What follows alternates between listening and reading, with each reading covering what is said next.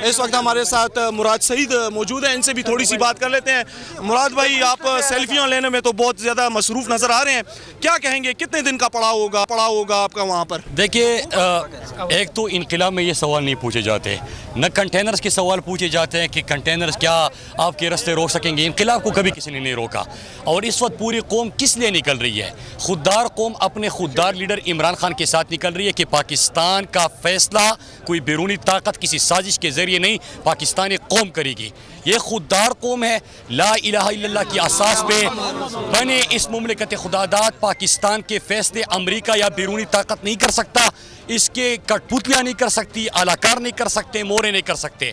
और आपने देखा कि बैरूनी साजिशों के तहत इम्पोर्टेड हुकूमत बनाई गई जिसको हम मुस्तरद करते हैं। और ये सब कुछ क्यों हुआ? क्योंकि इसलिए हुआ कि इमरान खान ने अड्डे देने से इनकार किया।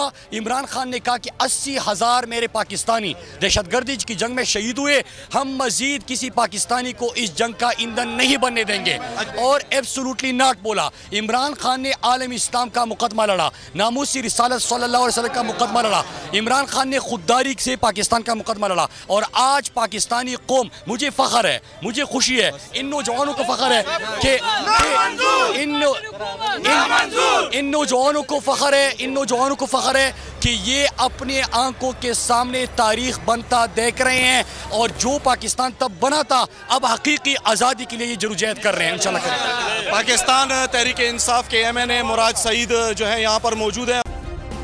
सब्सक्राइब करें और बेल दबाएं ताकि कोई खबर रह न जाए।